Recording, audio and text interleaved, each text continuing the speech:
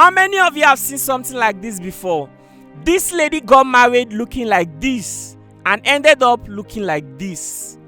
She got married at the age of 25 to somebody she thought was going to be her life partner. But unfortunately, that man was just a symbol of what domestic violence looks like. This lady had to experience more than 15 different miscarriages as a result of domestic violence. The story about to hear right now is going to inspire some of you, while it's going to make some of you really, really angry. Please be advised. This is her story. If we have little misunderstanding, the next thing he does is he hits me. He will make sure that I am not even, in fact, he will make sure I'm on the floor breathless. Hi, my name is Confidence. I had over 15 miscarriages due to domestic violence. I'm here to share my story so that others will learn. Oh my goodness, I can't believe you experienced 15 different miscarriages as a result of domestic violence. Can you tell us how all this happened? Anyway, I would say that this man was somebody that I had believed that will live a very beautiful life based on how we're living before we got married. He was a loving person. We were so much in love. It wasn't really about money. It wasn't money, because if it was money, there was no money then. But he's someone that he can, give the best that he has. So we're very good. Even some people that were saying, okay, are you sure that this person, because obviously I was someone that I would say I was kind of more exposed than him. I've traveled abroad before. I have done a lot of things before both of us started our way to getting married, And then I wasn't really looking at those things, and we're cool, we're okay. I loved him and he loved me as well. So we had beautiful time. So there was nothing like, okay, didn't you see the signs? Where the sign is not there, that he was going to hurt you, or something like this is going to happen. No, we were very okay. We were so much in love. And then we decided to get married. We got married. The first year of our marriage was not bad, because there's something I usually believe in. First year of marriage is always tough. If you are able to live through it, then the rest of the years will be, you can be able to manage. So our first year, when the whole thing started, wasn't really, let's say we just got married and the next day started hitting me. No. We went on our honeymoon, we came back, it was all beautiful, And after we came back, I found out I was pregnant. And that was the first pregnancy. We weren't really expecting it. We told ourselves that not now. Let's enjoy ourselves a little bit before talking about having children. So when I had that first pregnancy, it was still fine. He was okay with it. And after 1 month, I think about 6 weeks, I started bleeding. So we went to the hospital. The doctor said, well, that I should just rest. Maybe I was working too hard. I said, okay. But the bleeding was still there. I just told him, I don't know, what do you think we should do? I had to contact my sister then. She is a married woman with kids. So I asked her, what do you think? Do you have any good gynecologist that I can come over to see? And she said, yes, there's this particular doctor, but he normally comes back, I say 3 or 4 times in a year, but he's going to find out when he's coming back. I said, okay, that's fine. So when she later got back to me, I got to my sister's place, and went to the hospital. The doctor said, well, that the baby is going to stay, that I shouldn't worry. Gave me some medications. So when I came back home, it wasn't really sitting down well with him. I came back, I think 2 days later. He was angry. He said, why did you leave without? I said, well, I was calling you, but I think I'm getting a little bit better, you know. So after that, after some few days, he came, and the way he was reacting, anything I tell him, he's just not cool with it. The next thing he did was he just came inside and gave me a very hot slap. I said, why are you slapping me? I was shocked because, like, you hit me. He once told me that I can never hit a woman because we've discussed such things. I'm someone that I know that there are so many people that have been going through domestic abuse and all that.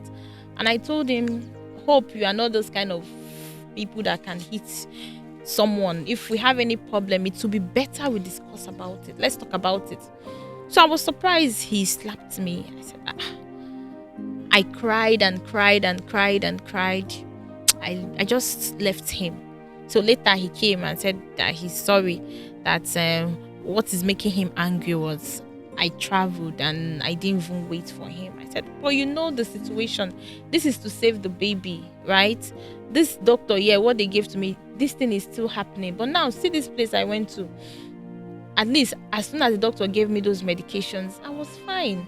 At least I was no longer bleeding. But with this thing now that you just slapped me, see the way I'm feeling inside of me. He apologized. But I told him, for you to raise your hands on me, I know this marriage will not work because you will continue to do this.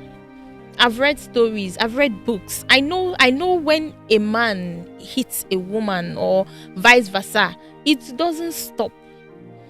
So he said, okay, he wasn't going to touch me anymore. After some days, I just fell down and I started bleeding again. I was cooking in the kitchen. I don't know. My eye just stunned me and I fell down. So that was the first miscarriage I had. That was the very first miscarriage I had. So although it wasn't like he hit me at that point and I fell down and I had that miscarriage. No, the first miscarriage wasn't because of that. Then after then, the whole story changed. If we have little misunderstanding, the next thing he does is he hits me. He will make sure that I am not even, in fact, he will make sure I'm on the floor breathless. That is what he does. It went that far. Yes, it went that far.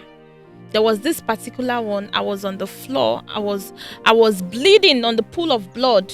He walked out. Bleeding on which pool of blood? From the I was miscarriage bleeding or from another miscarriage. Because it was after he hit me, he was using his shoes to hit my stomach, my chest, and I started bleeding. I was on the pool of blood. He left the house. I was just there. Lifeless. Couldn't call for help. I couldn't call for help. It was a neighbor that came. I was like, I've been hearing sound. What is it? When she came, according to her, because I was unconscious. She was the one that now rushed me to the hospital. And I found out later that I've miscarried the baby. So this was going on and on and on and on. The first thing I told myself was, because there was something he told me. He told me that I was a barren woman. See my mates, all my mates are getting pregnant and getting. I was like, are you okay?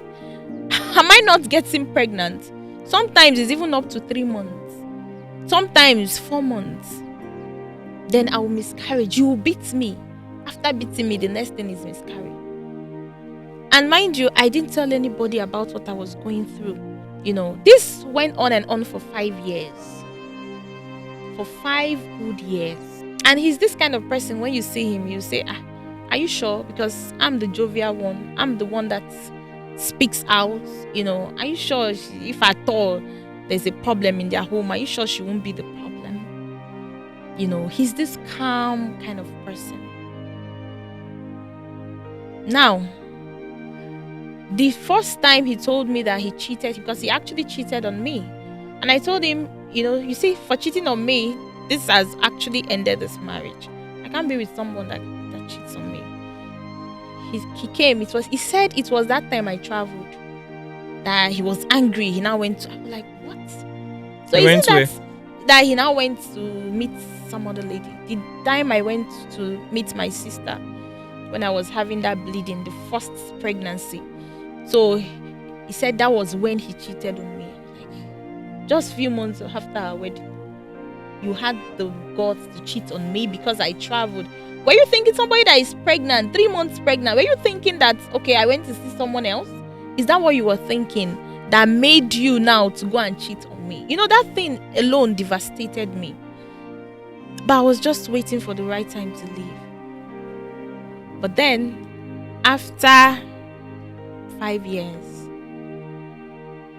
the last one that actually made me leave was before I took him for the child that finally stayed. I bled for almost 8 months. I was bleeding.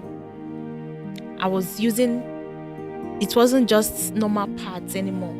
I was using diapers. I was using 4 or 5 diapers on a go. I will use it because the bleeding could not stop. The bleeding could not stop. The day I told myself to take in fact, I had to go to the hospital myself. I got there. They checked my PCV. They said it was 10%, that my blood level is just 10%. I was whitish already. In fact, I was almost gone. And they were like, madam, you are having this kind of blood pressure and you are still walking.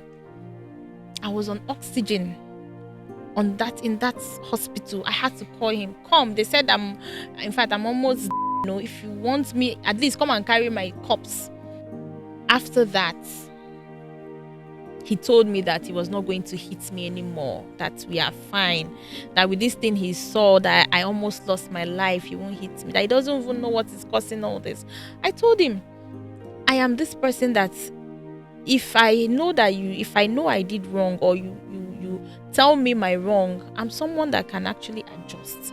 It's not like maybe I'm doing anything wrong to you. I'm only trying to make this marriage work. But that was the biggest worst mistake I made. Because what if something had happened to me? By now, nobody would have even known me. Nobody would have heard my story. They would have just known that she just do, because I didn't tell anybody about whatever it is I was going through. I was just keeping it to myself. Not even my family members knew what I was going through. And when eventually I took him for my son, just after 3 months, I ran away because he wanted to start the same thing. I had to run. I went to see my elder brother and I was sick. He took me to the hospital again. That was when they knew that my baby was not receiving a lot of oxygen. And that was how they found out about my heart condition. And I stayed in that hospital for 6 months before I had my child. I was on oxygen 24 hours before I had my baby. And eventually I had my baby. In fact, at that point, I told him, this marriage is over. At least I'm no longer a barren woman that you called me. Actually, it was that name that he called me that made me say, I will not leave until I have my child. But thank God I was able to have this child. But the thing is, like I'm telling women today, you don't have to be me that will stay because someone is calling you something. You have to stay and prove to that person that no, that thing you're saying is not right, is not correct. No. Now, after I had my baby, I had to go and start living on my own. I had to start from afresh. I took nothing with me. I took absolutely nothing with me. I was even frying akara on road.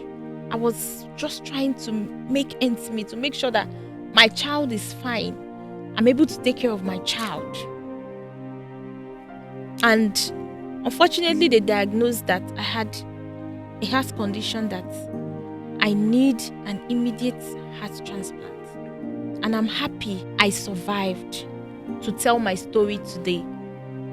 You might feel, okay, why will you have to stay? Somebody call you a barren woman, but you are getting pregnant. No, but that was something that touched my heart.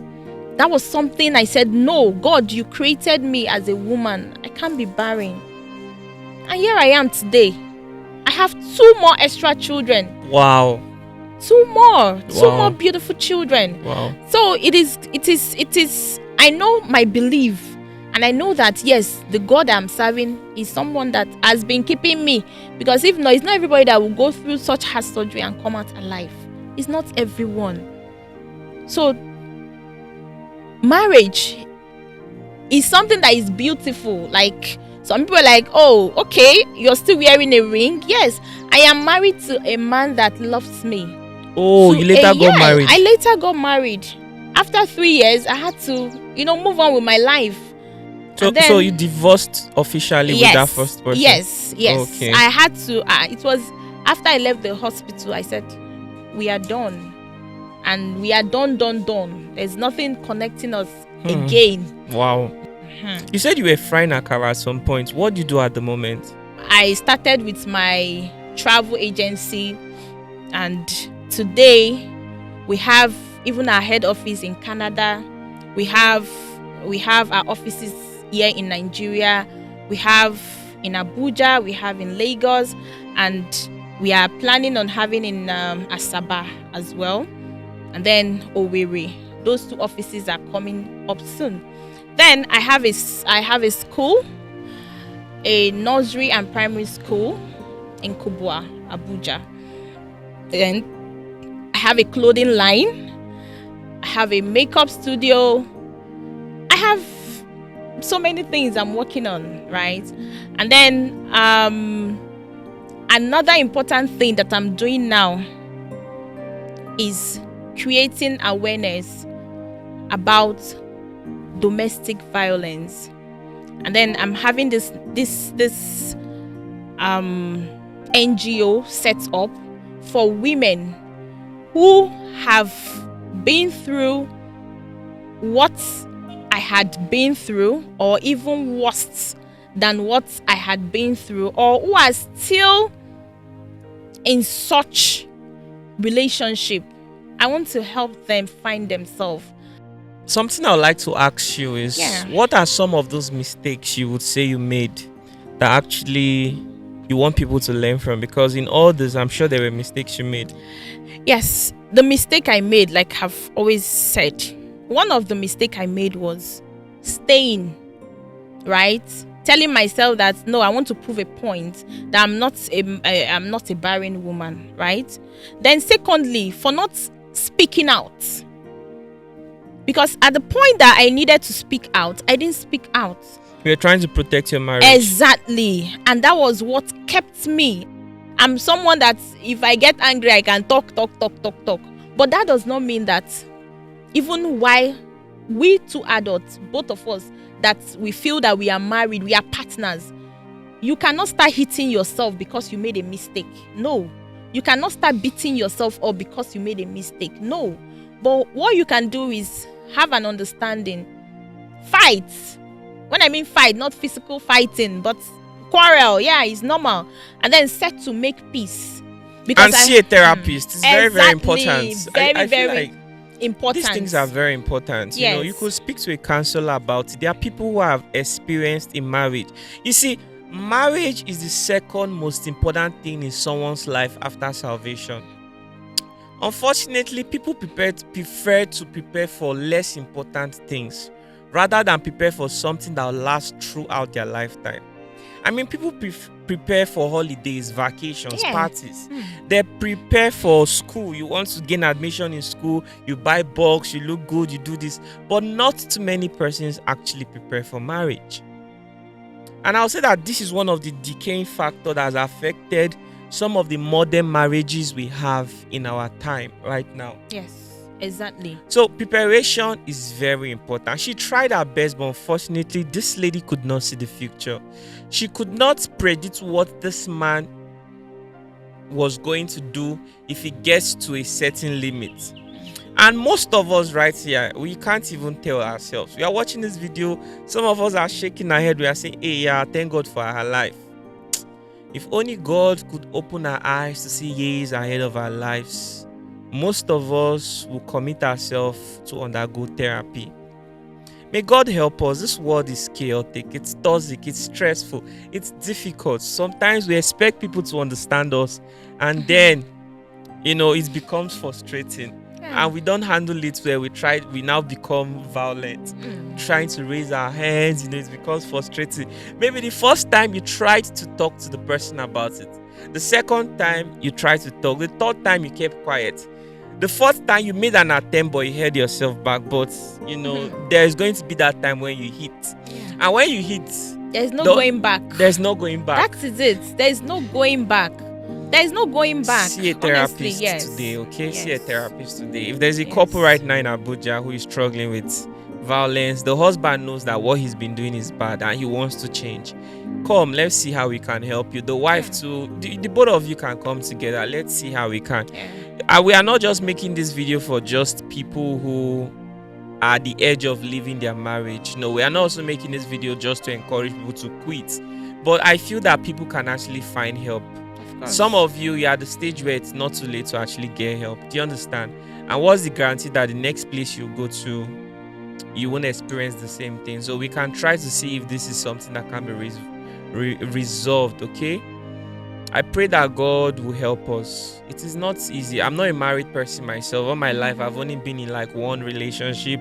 I don't know a lot of things apparently, but I listen to stories. I take my time to observe people. I learn from movies, I read books and all of those things. It is well. Thank you so much for sharing the story. Although I had wanted us to film this tomorrow, so we'll take our time to go film your school, your other businesses and so many other things, to add some taste and color to this interview. And I'm so happy. She doesn't want to bring her son here for the interview, but that boy looks so cute. God has really answered your prayer. And your husband, so you guys look good together as well. Thank you so much for sharing this very story. Thank you too. There's a lady you talked about that is married to a pastor who is experiencing domestic violence, and her NGO is trying to help that woman get a 1-bedroom apartment so she can have a fresh start. I am also interested in the case as well and other similar cases. So from time to time, you might be seeing us getting involved in cases together, okay? I want to say something. We are organizing a seminar, right? Like a seminar, okay? We want you can reach us, please. You can reach us. Once you reach Lucky, you've reached me. I'll tag her in this video on Instagram. If you want in case you're watching on Facebook if you want and to YouTube. reach me as well, you can reach me. I am very, very, very accessible. All right, reach me. There are so many messages on my DMs. Please, guys, come out. All right, you don't have to stay. Please, you don't have to stay. Just come out. Tell us. We will be able to help you. Even if we don't give you all, like I said, like me, I started from somewhere. You can start from somewhere. Build your life back. Build your life back. Build your confidence. I used to tell them, I have a community on Facebook. I call them the confident women. So you have to be that confident woman that you are. All right. So you can reach us and we'll help. By next year, 2025, we want to help about 1,000 women to be empowered. To be empowered. And this right here is not just about people that are experiencing domestic violence, please, or domestic abuse, please. We want women in general to be empowered, because most times some of the things that causes such things that to happen is when the woman is just a stay-home mom without doing nothing. Because of the economy now, it's not easy. So for one person to be the one taking care taking of the full care family. of everybody. So you as a woman, you need to be empowered and become something, right? So that's the goal. That's the goal. That's the goal. Thank you so much, Mrs. Constance. That's the name. Confidence. Yes. So sorry, I interviewed 3 persons already today, so It's okay. most times my brain is already full. Thank you It's so okay. much, guys, for staying with me to this very point. God bless you all so much. Let's say bye to our viewers. Thank you for Alright, watching, and bye.